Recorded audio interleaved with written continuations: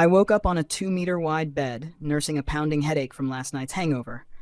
Staring at the stretch of greenery outside the window, I sighed sincerely. Wow, what a great view. Then my foggy brain finally caught up. Since when did the shabby little apartment I rented come with a huge lake and an enormous lawn outside? A buzzing sound drew my attention. On the bedside table lay the latest iPhone 17 Pro Max, worth an entire month of my salary. The screen lit up with an incoming call labeled Husband. It rang only briefly before the call ended. I had no idea why I was here, but snooping through someone else's phone was incredibly rude. I got out of bed and headed to the bathroom, planning to take care of basic needs first, then find the owner of the place and thank them properly. I was probably so drunk last night that I passed out on the roadside and got picked up by a kind stranger. My clothes were clean and dry, and I was even wearing fresh ones. It was obvious someone had already cleaned me up. Thinking about that made my cheeks warm. It was kind of embarrassing. I was slightly nearsighted, so I didn't notice the sticky note on the mirror until I stepped right up to the sink. Call me back after you're done washing up. To the left was a toothbrush already loaded with toothpaste and a cup filled with water. This level of thoughtfulness. Could the owner be an Omega? My brow twitched. The Federation's Omega protection protocol flashed through my mind, followed immediately by the husband caller ID from earlier. My heart sank halfway into my stomach. There was a good chance I'd been brought home by an Omega last night. An even worse chance that their husband already knew. If I walked out later, I might get dragged off by the police, or beaten half to death by a furious alpha waiting at the door. The more I thought about it, the more terrified I became. Hands trembling, I finished washing up, grabbed the phone, and returned the call to husband. The call connected almost instantly. A low, magnetic male voice came through the receiver. Hello, wife. Just that single word, wife, nearly made my legs go weak, and I was an alpha. The man on the other end had to be a top-tier alpha. Someone completely out of my league. A defective alpha like me couldn't even begin to compare. I said awkwardly, Hello, sir. Your wife left their phone behind. Your wife is a very kind person. They let a drunk, unconscious, defective alpha like me stay here for the night. I'm inferior, I swear. Your wife definitely wouldn't look at someone like me. Please hear the sincerity in my voice. And I was unconscious. I didn't do anything. A soft chuckle came from the other end. Dylan, the man said lightly. It's Alistair. Alistair? The newly appointed president from 3 months ago? The chairman's own son? My eyes widened in disbelief, but what followed left me even more confused. Alistair laughed again, his voice as gentle and warm as ever. There's food and hangover soup prepared in the kitchen. Don't forget to drink it. Oh, and I've locked all the doors and windows on the first and second floors, so don't think about leaving. If you need anything, feel free to message me. I'll only be keeping you for 1 month. Is he planning to imprison me? I didn't dare ask that question out loud. I was terrified of getting an answer I wouldn't be able to handle. Back when I was still with my Omega boyfriend, well, ex-boyfriend, I'd seen TV dramas with similar plots, where a male alpha liked a male Omega so much that he locked him away. But there was no way Alistair and I fit that scenario, which meant there was only one possibility left.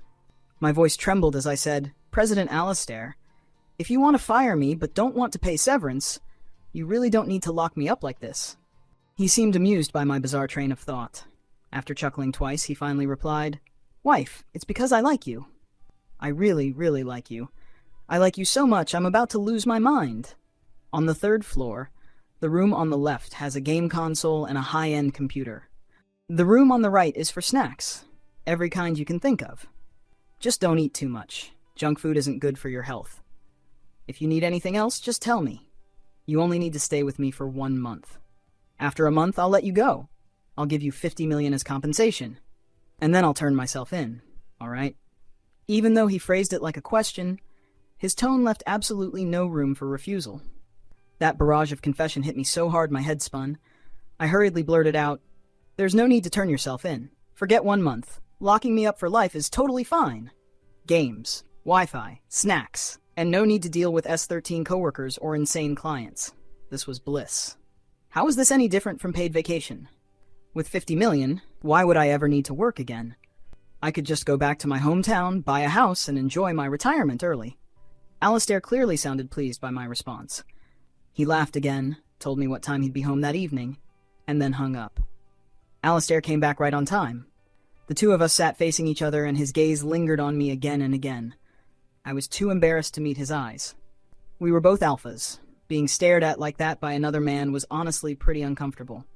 "I'm an Enigma," Alistair said quietly. "I'm currently in my susceptible period, but don't be afraid. I won't do anything to you without your consent.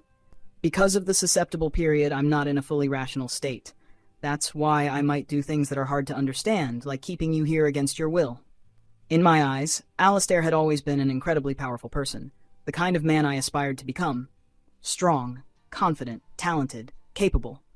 At only 25, aside from the branch company he was currently managing, he also owned businesses overseas. And yet someone so outstanding was now sitting in front of me with his head lowered, fingers fidgeting restlessly, waiting anxiously for my forgiveness. I tried to comfort him. "It's okay.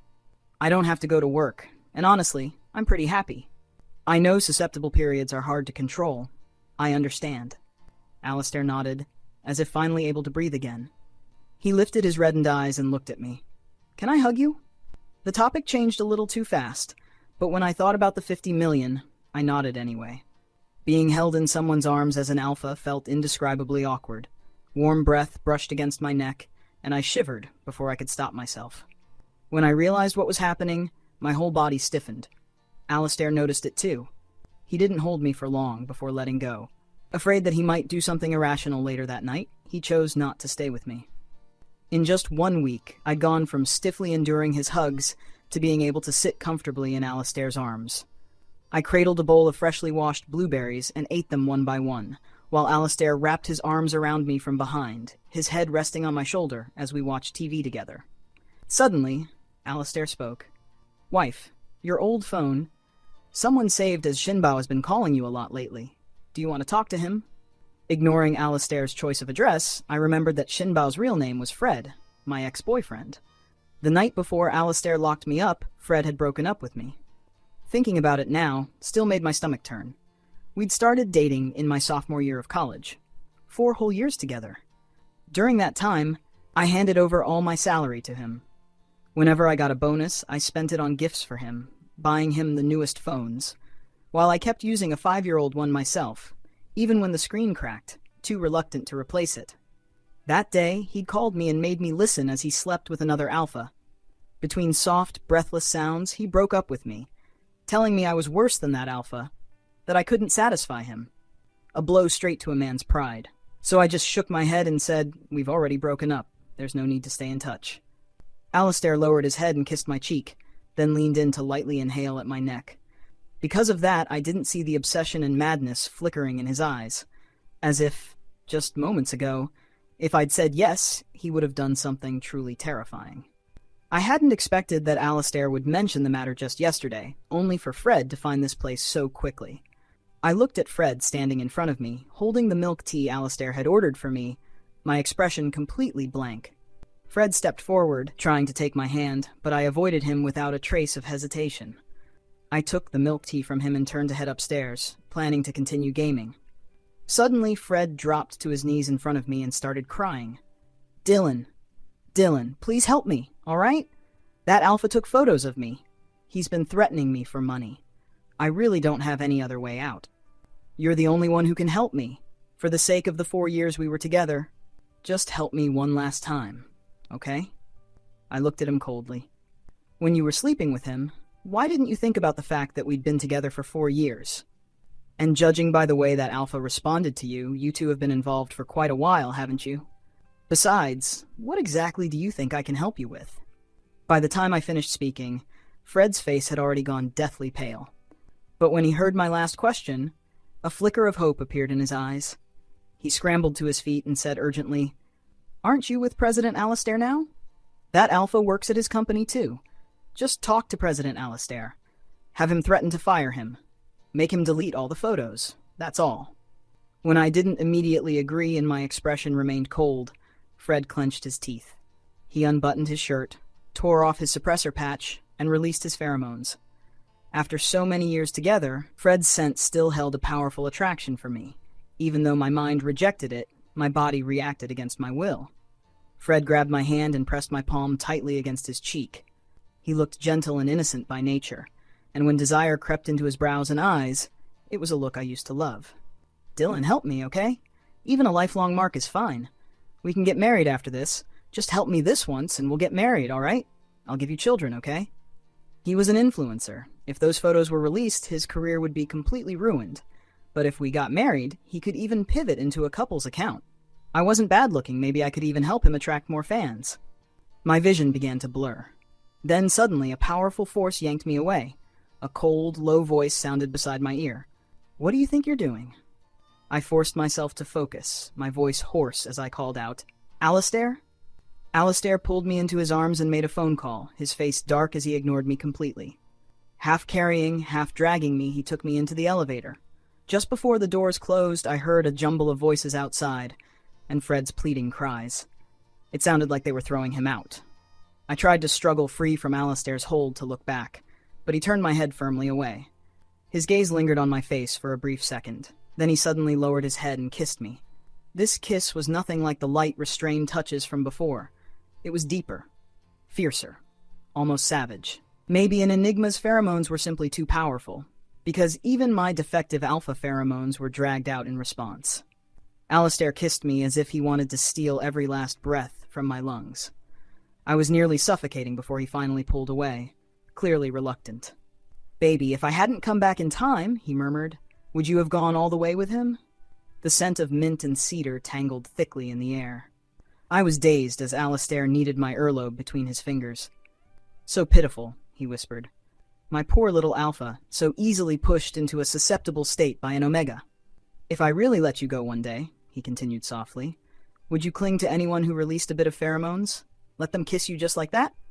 Baby, be my alpha, all right? Only mine." The pheromones grew heavier and heavier, overwhelming my senses until my mind spun and my reason slowly slipped away. I had no idea what I was doing anymore, only that I followed Alistair's words, his movements. It wasn't until he pressed against somewhere far too intimate that a moment of clarity struck me, and I began to struggle wildly. Alistair was left with no choice. Seeing how desperately I was crying and fighting, he finally gave up on advancing any further. When I woke up again, daylight was already flooding the room. My whole body ached as if I'd been run over by a massive truck. I stared blankly at the ceiling for a long while before finally forcing myself to sit up. Thankfully, Alistair hadn't given me a lifelong mark, though the gland at the back of my neck had been bitten into a complete mess. Alistair seemed to be angry. He'd locked up the computer room, the Wi-Fi was gone, the TV didn't work anymore. All that was left was the snack room and a phone that could only contact him. Only now did the reality of being imprisoned really sink in. Not having internet was a disaster. At this point, my daily routine consisted of eating, sleeping, eating, and sending messages to Alistair just to bother him. For the next half-month, Alistair came home on time every evening after work. But he never touched me again. At most, he'd just hug me or give me a light kiss. I tried to get him to restore the internet, but he rejected me mercilessly. I had no idea what exactly he thought I wasn't allowed to see online. Still, when I realized there were only 3 days left until the 1-month deadline, I finally relaxed. As long as I survived 3 more days, I'd be able to go online again. On the last day of the month, Alistair didn't come back. The next day, he still didn't return. Even on the 3rd day, then the 4th, he was nowhere to be seen. I paced anxiously by the door, chewing on my fingernails. My phone buzzed again and again. I already knew it had to be Alistair messaging me. When I opened it, sure enough, it was him. "Don't bite your nails. Last time you did, they bled." Another message followed right after. "The fruit in the fridge has already been washed. Remember to eat it. You need your vitamins." I replied, "When are you letting me out?" When there was no response, irritation crept in, and I sent another message. "Don't go silent like you're dead." My fingers flew across the screen as I sent one last text, anger bubbling over. "The deadline is clearly over. Why aren't you letting me leave?" When he still didn't reply, I called him directly. I snapped. "Alistair, fine, you're not letting me out. But why haven't you restored the internet either? And since yesterday, you won't even let me order takeout. Are you trying to starve me to death?" That word, death, seemed to strike a nerve. After a long pause, he finally sighed. "I went abroad recently. Leaving you home alone made me uneasy. As for takeout, I didn't want you letting random people into the house again. I'll order food for you once I'm back, all right? Whatever you want to eat, I'll get it for you. Realizing there was no reasoning with him, I hung up. Honestly, this imprisoned life was pretty comfortable, except for one thing. No internet. That alone made it unbearable. With nothing else to do, I started playing a scavenger hunt game around the villa. Alistair had installed plenty of hidden pinhole cameras throughout the place. After getting familiar with the house over time, I managed to find several cameras every day. And the moment I unplugged the very last camera in the villa, Alistair called me himself. Alistair was clearly in a bad mood. His tone was still gentle, but I could unmistakably feel the chill beneath it. The front door code is 60918. The key to the master bedroom on the second floor is in the small drawer of the coffee table on the first floor. There's a bank card in the master bedroom. The pin is your birthday. I'll be home before 2 in the morning. You must be back by 8 in the evening. If I don't see you at home by 8 tonight, he said calmly, I'll give you a lifelong mark. The moment I heard that, my whole body shuddered. I hung up immediately, grabbed the keys, and went upstairs. It had been so long since I'd been outside that even the air felt several degrees fresher. Inside the master bedroom, besides the bank card, I found my old phone. I called a ride, then opened VX on my phone. Messages flooded in. In the first 3 days after Alistair locked me up, messages had poured in nonstop, from work group chats, team chats, supervisors, co-workers. Looking at it now, most of them had already deleted me. I'd been removed from the work groups as well. It seemed I'd been fired. The person who'd sent me the most messages, and called me the most, was Fred. He cried and accused me of being heartless, saying I'd ruined everything in his life. But it was his very last message that truly caught my attention. Do you know what kind of person Alistair really is? We've all been fooled by him. The message had been sent a week ago. I hesitated for a moment before replying with a single question mark.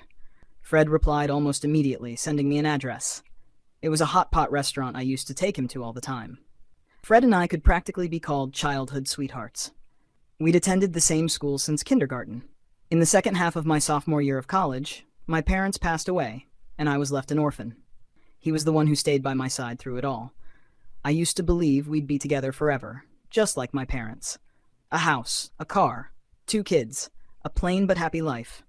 But I never expected Fred to cheat.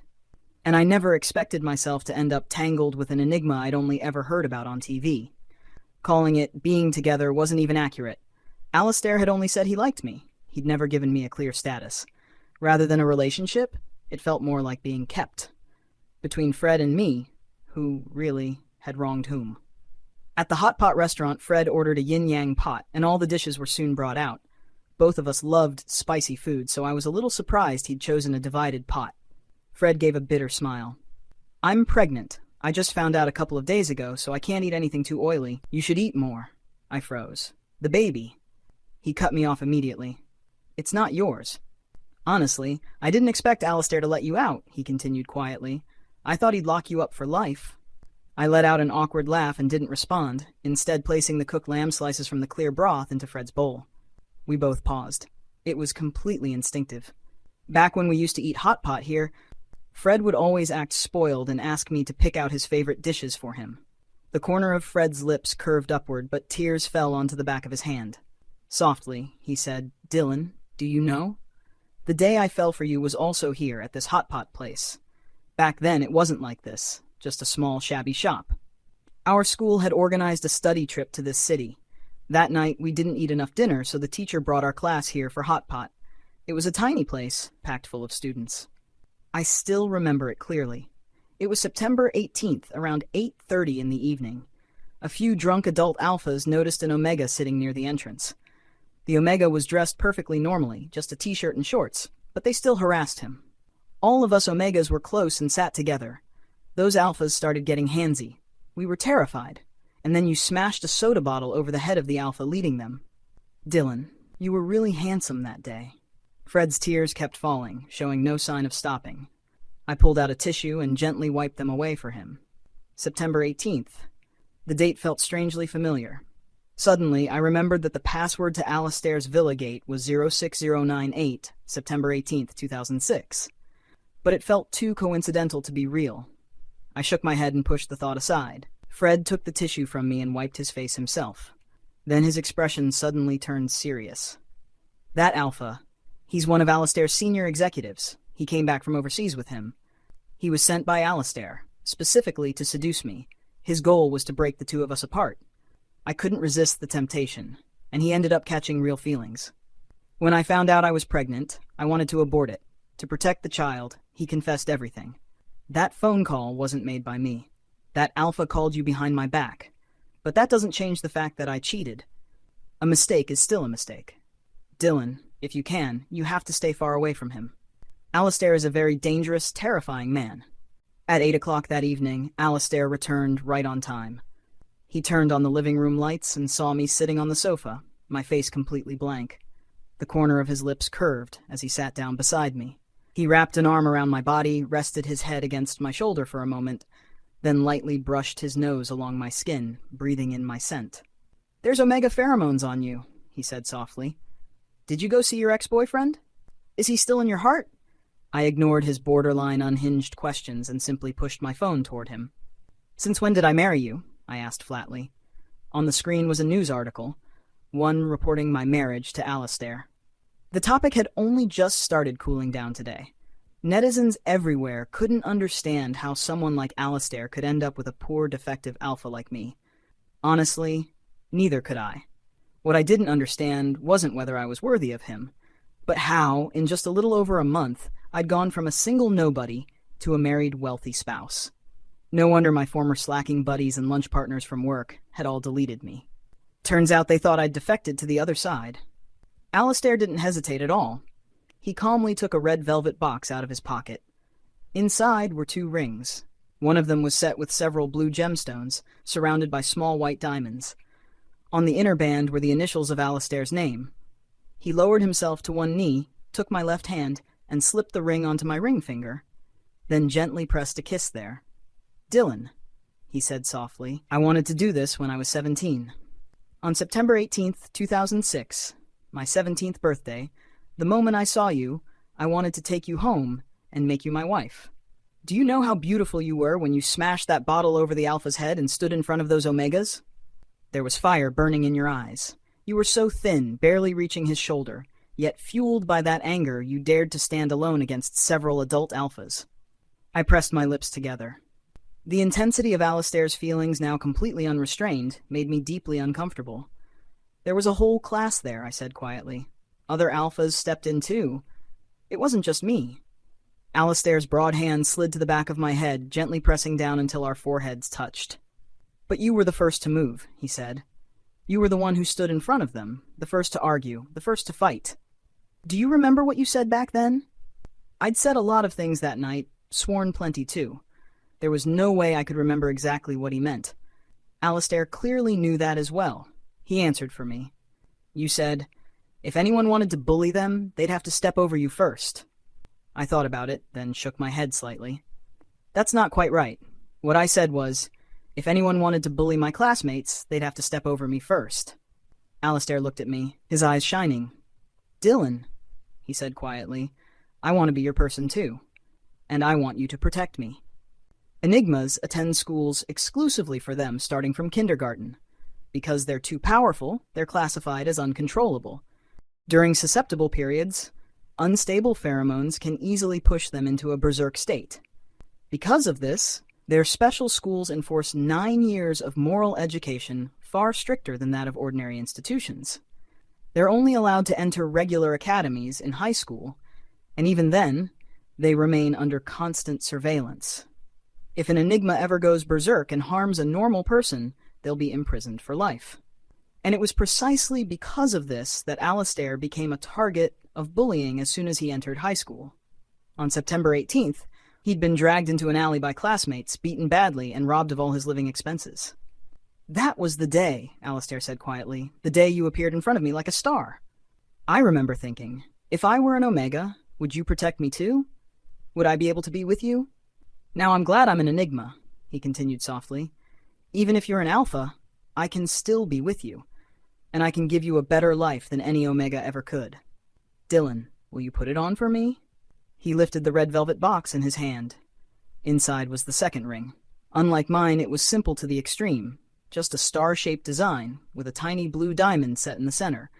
On the inside of the band were my initials. Under his expectant gaze, I took the ring into my hand, but didn't put it on him. I watched as his eyes grew redder and redder, teetering on the edge of either tears or something far more dangerous. "Restore the internet at home first," I said calmly, "and unlock the game room. If you behave well after that," I added, "then I'll put the ring on for you." Alistair looked up in shock, then pure delight. Tears fell one by one, and for a brief moment, my heart softened. He stood up, bent down to kiss my cheek, and immediately made a phone call. Not long after, the internet was back. Once I confirmed the connection was restored, I grabbed the keys Alistair had given me and sprinted straight for the game room. My promotion match was waiting. In the days that followed, Alistair could be said to indulge me in almost everything, but it was all only a fleeting illusion. Enigmas were obsessive at their core. Their possessiveness far exceeded that of alphas, by more than just a little. He had already prepared the prenuptial agreement, and even his will. 80% of all assets under his name had been transferred to me, while the remaining 20% was reserved to keep the company running. As I flipped through the documents, it would have been a lie to say I wasn't moved. But I also knew exactly what would happen once I put that ring on Alistair's finger. "You're giving me everything?" I asked. "Won't your family object?" Alistair shook his head. "My parents divorced when I was very young. The old man's getting on in years now. He can't be bothered with me anymore. All he wants is to fish and tend his flowers." I nodded in agreement and continued working on my manuscript. I used to be a designer. Now that I wasn't working anymore, and had already played every game imaginable, I started drawing comics instead, earning a modest income. Alistair was on vacation recently and stayed home the whole time. In front of me, he calmly reinstalled every single camera I'd previously taken down. When I asked why, he said that not being able to see me while at work made him feel insecure. Remembering something I'd noticed earlier, I shoved the latest model watch into his hand. "Then why did you put a listening device and a tracker in this?" He wrapped his arms around my waist, looking utterly aggrieved. "Wife, you used to like Omegas, and I don't even have a proper status yet. What if you get tempted away by some Omega outside?